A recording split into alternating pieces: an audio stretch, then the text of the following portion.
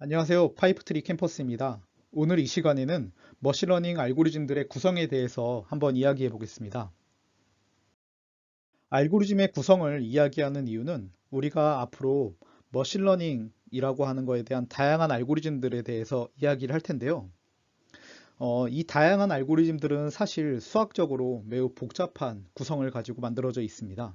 그러다 보니까 우리가 공부할 때 이런 다양한 모든 알고리즘들에 대한 이해를 하려면 매우 어려울 수 있는데요. 하지만 이 알고리즘들을 하나하나 좀 살펴보다 보면 모두 동일한 규칙하에 만들어져 있다는 것을 볼 수가 있습니다.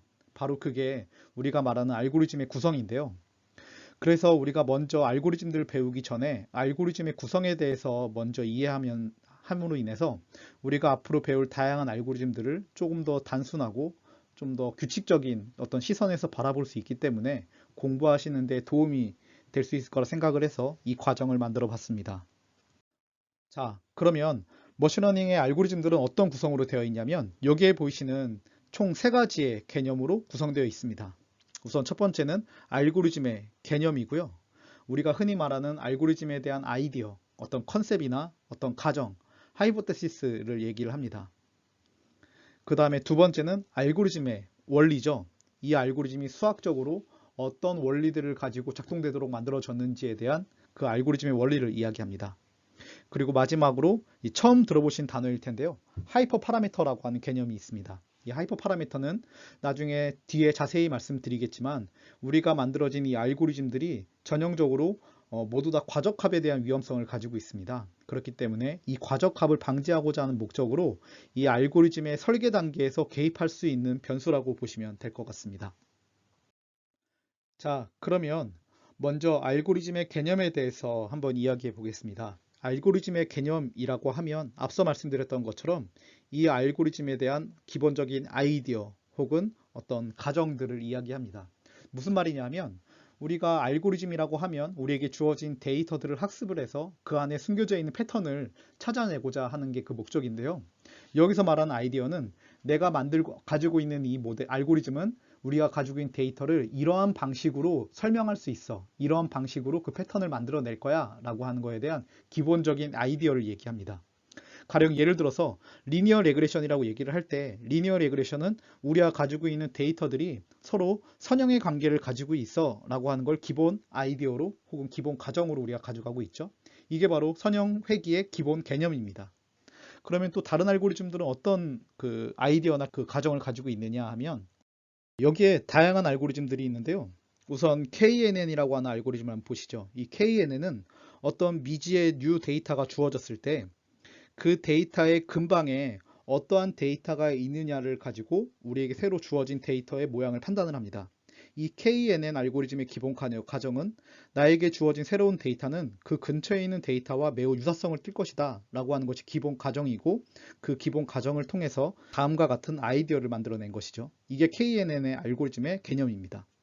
그러면 또 다른 알고리즘 한번 볼게요. 다른 알고리즘은 여기 보시는 디시전 트리입니다. 의사결정 나무라고도 하는데요. 의사결정 나무는 이 그림에 보시는 것처럼 어떤 그림으로 표현할 수도 있는데 이걸 거꾸로 뒤집으면 여기가 뿌리에 해당하고 여기가 어떤 가지 그리고 이파리로 구성되어 있는 나무의 모양과 비슷하다고 해서 디시전 트리라고 부릅니다. 이 디시전 트리는 우리에게 주어진 데이터들을 어떤 기준을 가지고 잘라내는 방식으로 데이터들을 분류하게 됩니다. 이런 잘라내는 방식으로 가지가 점점 이렇게 뻗어나가는 방식을 우리가 디시전 트리의 기본 아이디어 혹은 가정이라고 부를 수 있죠. 혹은 또 우리가 자주 이제 들었던 인공신경망 같은 경우에는 여기에 보이시는 퍼셉트론이라고 하는 기본 아이디에이션을 기반으로 해서 만들어졌습니다.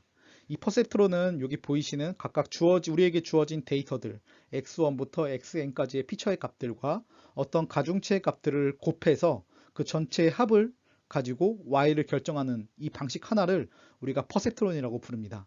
물론 여기서 y를 결정할 때 여기에 보이시는 어떤 시그모이드 함수, 우리는 활성 함수라고 부르는데 이 시그모이드 함수를 이제 거쳐서 이 y 값이 구해지게 되는 거죠.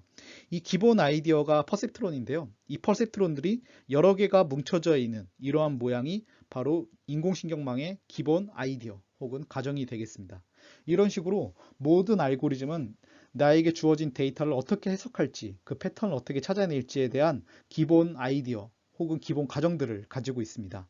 그것을 이해하는 게 알고리즘을 공부하실 때 첫 번째로 이해하셔야 될 사항입니다.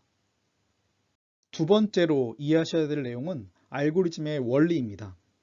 알고리즘의 원리라고 해서 매우 다양하고 뭔가 특별한 내용을 담고 있는 건 아니고요. 크게 두 가지의 내용을 담고 있습니다. 첫 번째는 비용함수 혹은 손실함수라고도 부르는 이 내용이고요. 두 번째는 최적화에 대한 것입니다. 비용함수는 뭐냐면 내가 만든 이 모델, 알고리즘이 이 데이터를 얼마나 잘 설명하는지가 아니라 얼마나 못하는지를 나타내는 정도라고 볼 수 있습니다. 그렇기 때문에 손실이라고 하는 개념이 들어가는 거죠. 내가 현재 만든 모델이 현재 우리에게 주어진 데이터를 얼마나 잘 설명하고 있는지를 반대로 이제 얘기하고 있는 겁니다. 그렇기 때문에 이 비용 함수가 우리가 만들고자 하는 알고리즘의 학습의 기준이 되기도 하고요. 그리고 마지막으로는 우리가 이 비용 함수를 최소화시키는 것이 가장 잘 학습이 되었다라고 볼 수 있기 때문에 최소화를 위한 최적화의 대상이 되는 함수라고 볼 수 있습니다. 그러면 이 최적화라는 방법이 바로 뭐냐면 이게 바로 최적화입니다. 최적화 기법들인데요. 최적화라고 하는 거는 이제 좀 더 쉽게 말씀드리자고 하면 우리에게 주어진 환경에서 어떤 최적의 조건을 찾아내는 방법들을 얘기를 합니다. 그 방법들은 매우 여러 가지가 있고요. 그리고 우리가 수학적으로 얘기하자면 우리에게 주어진 어떤 함수의 극점, 즉 기울기가 0이 되는 점에서 이 최적화가 나온다고 볼 수 있습니다. 이제 함수의 극점에서는 이제 알다시피 어떤 극대 혹은 극소 지점이 발생을 하고 그 중에서 최대점 혹은 최소점이 존재를 하게 되겠죠. 그렇기 때문에 이 함수의 극점을 찾아내는 방법을 우리가 최적화 방법이라고 볼 수 있습니다. 그렇기 때문에 우리는 이 앞서 주어진 비용 함수의 최소점을 찾아내는 방법으로 이 최적화 기법들을 사용하고 있습니다. 그러면 비용 함수와 그다음에 최적화에는 어떤 것들이 있냐? 비용 함수 같은 경우에는 평균 제곱 오차, MSE라든지 MAE라고 하는 평균 절대 오차, 혹은 분류 같은 경우에는 교차 엔트로피, 크로스 엔트로피라고 하는 방법들을 가지고 우리가 가지고 있는 모델이 얼마나 잘 학습되고 있는지를 확인할 수가 있죠. 이제 이런 비용 함수들을 가지고 각각 최적화하는 기법들도 또한 다양하게 있습니다. 그 중에서 우리가 많이 들어봤던 선형회기 같은 경우에는 최소제곱법이라고 하는 방법을 쓰고요. 로지스틱 회기 같은 경우에는 최대 우조 추동법이라고 하는 방법, 최적화 방법을 사용합니다. 그리고 이제 비성형으로 이루어진 다양한 모델들은 사실 경사강법이라고 하는 방법론을 기반으로 해서 다양한 최적화 기법으로 사실은 분화되고 있고요. 여기서 경사강법을 굉장히 많이 쓴다라고 보실 수 있습니다. 여기서 이제 그림으로 좀 더 설명해 보자면 우선 우리가 여기 앞서 주어진 MSE라든지 MAE 혹은 크로스 엔트로피를 가지고 각각 비용 함수를 우리가 계산을 하면 이런 식의 그래프가 주어지게 됩니다. 이게 우리가 얼마나 학습이 잘 되었는지 혹은 아직 얼마나 못하는지에 대한 정도를 나타낸다고 볼 수 있겠죠. 그렇기 때문에 여기에 Y축은 못하는지의 정도, 즉 코스트라고 보거나 혹은 어떤 에러라고 볼 수 있겠네요. 그리고 여기에서 우리에게 주어진 다양한 방법들, 어떤 최소제곱법이나 최대우조수송법 혹은 경사항법 등을 활용을 해서 이 주어진 비용함수에서의 최소점을 찾아내는 과정을 우리가 최적화 혹은 학습하는 과정이라고 볼 수 있습니다. 학습을 하게 될 경우에는 여기 보시는 것처럼 다음과 같이 어떤 궤적을 그리면서 우리가 원하는 최소점까지 도달하는 방법을 볼 수 있습니다. 여기에 보이시는 그래프 같은 경우에는 경사항법을 활용을 해서 최적점을 찾아가는 과정을 나타낸 그래프라고 보실 수 있습니다. 이것처럼 알고리즘의 원리는 이 알고리즘이 비용함수를 뭘로 정의하고 있는가 라고 하는 것과 우리의 그렇게 정의한 비용함수를 어떤 방법으로 최적화하고 있는가 라고 볼 수 있습니다. 그렇기 때문에 알고리즘을 공부하실 때에는 이런 비용함수 그리고 최적화 기법에 대해서도 알아보시면 도움이 되실 것 같습니다. 마지막으로 하이퍼 파라미터에 대해서 이야기해 보겠습니다. 하이퍼 파라미터는 과대적합을 방지하기 위한 목적으로 사용하는 어떤 매개 변수 혹은 파라미터라고 볼 수 있습니다.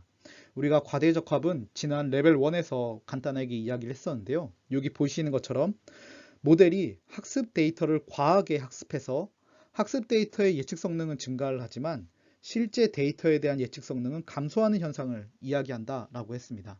이게 무슨 말이냐 하면 학습이 진행됨에 따라서 점차 정확도, 성능은 증가를 하게 되죠. 하지만 어느 지점을 지나가면서부터는 트레이닝 성능, 즉 내가 학습에 사용한 데이터들에 대한 예측 성능은 점점 증가를 하는데 우리가 실제 사용하고자 하는 환경, 실제 데이터에 대해서는 반대로 그 성능이 감소하는 현상이 나타나는 이것을 과대적합이라고 얘기를 한다고 했습니다. 그래서 이런 학습이 과하게 된 지점들을 우리가 과대적합이라고 얘기를 한다고 했고, 아직 학습이 덜 된 상태를 과소적합, 언더피팅이라고 부른다고 했습니다. 그래서 우리의 목적은 과대적합된 모델을 일반화시키는 것이 필요하다라고 말씀을 드렸었고, 이 일반화시키는 방법은 크게 두 가지로 나눌 수 있다. 첫 번째는 우리에게 주어진 모형, 모델, 그러니까 알고리즘을 조정하는 방법이 한 가지가 있고요. 두 번째는 나에게 주어진 데이터들을 조정하는 방법이 있다라고 말씀을 드렸었죠. 우리는 모두 이제 당연히 이 부분들을 모두 다 다룰 겁니다. 근데 이번에 이제 우리가 다루고자 하는 내용은 이 모델을 조정하는 방법들 중에서 하이퍼 파라미터에 해당을 합니다.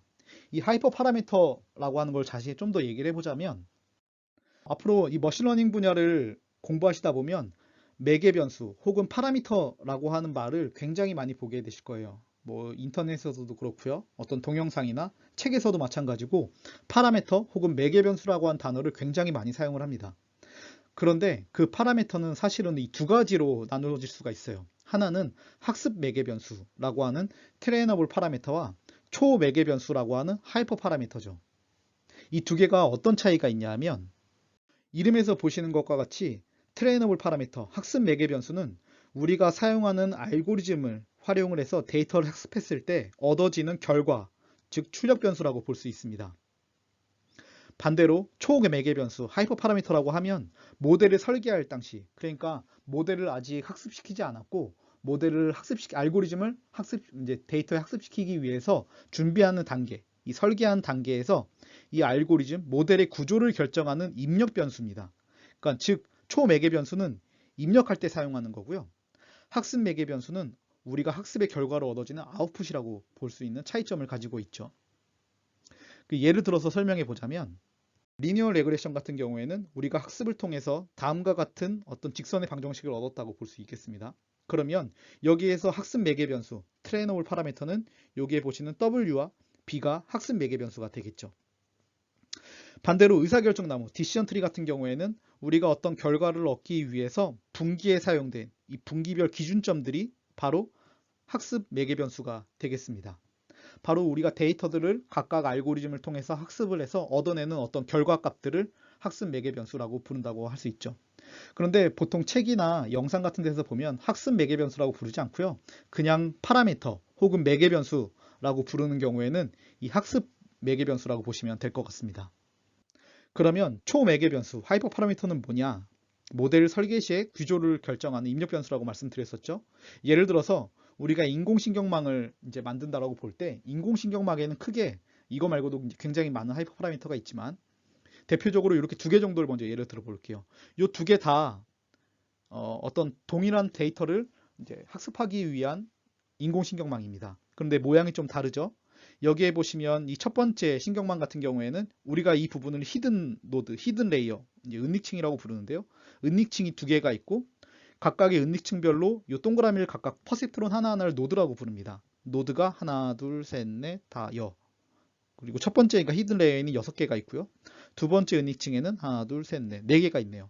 이런 식으로 내가 학습을, 데이터를 담고자 하는 이 신경망의 통을 설계할 때 사용할 수 있는 변수입니다. 이 신경망의 스트럭처, 구조를 결정할 때 쓸 수 있는 거죠. 즉 내가 만들 신경망은 은닉층이 2개가 있어야 하고 각각의 은닉층별로 노드는 6개, 4개가 있었으면 좋겠어 라고 하는 걸로 이미 학습이 진행되기 전에 이 부분을 지정해 주는 겁니다. 또 옆에 보시면은 이 이제 신경망 같은 경우에는 은닉층이 1개밖에 없네요. 네, 1개밖에 없고 한 개의 은닉층에 노드 수가 8개가 있죠. 하나, 둘, 셋, 넷, 다, 일곱, 여덟. 이런 식으로 우리가 내가 알고리즘을 데이터에 적용하기 전에 이 알고리즘의 설계사항, 어떤 외형을 변경하는 데 사용할 수 있는 이러한 파라미터들을 우리가 하이퍼 파라미터라고 부르게 되고요. 이 하이퍼 파라미터를 어떻게 조정하느냐에 따라서 우리가 이 데이터를 학습한 내 결과, 모델이 오버피팅 되기도 하고 언더피팅 되기도 하고요. 아니면 가장 적절한 어떤 형태를 갖추게 되기도 합니다. 그렇기 때문에 오버피팅을 위해서 이 하이퍼 파라미터를 조정하는 것이 매우 중요합니다. 따라서 이 하이퍼 파라미터는 모든 알고리즘마다 그 특성들이 다, 그 가정이나 아이디어가 다 다른 만큼 하이퍼 파라미터도 다 다르고요. 그렇기 때문에 알고리즘을 공부하실 때에는 이 하이퍼 파라미터가 어떤 것이 있는지를 함께 알아보시는 것도 매우 중요합니다. 따라서 우리는 앞으로 머신러닝에 포함하는 모든 알고리즘들을 공부를 할 때 다음과 같은 개념 순서들로 말씀을 드리겠습니다. 첫 번째는 알고리즘의 개념, 즉 알고리즘의 아이디어와 어떤 가정들에 대해서 설명을 드릴 거고요. 두 번째는 그 알고리즘의 원리, 즉 손실함수를 어떤 것으로 사용하고 있고 그 손실함수를 최소화시키기 위한 최적화 기법은 어떤 것을 사용하고 있는지를 말씀드리겠고, 마지막으로 그렇게 만든 알고리즘이 과적합됐을 당시에 어떻게 그것을 조정할 수 있는지에 대한 하이퍼 파라미터에 대해서 이야기함으로써 이 알고리즘에 대한 설명을 하도록 하겠습니다. 다음 시간에 뵙도록 하겠습니다. 감사합니다.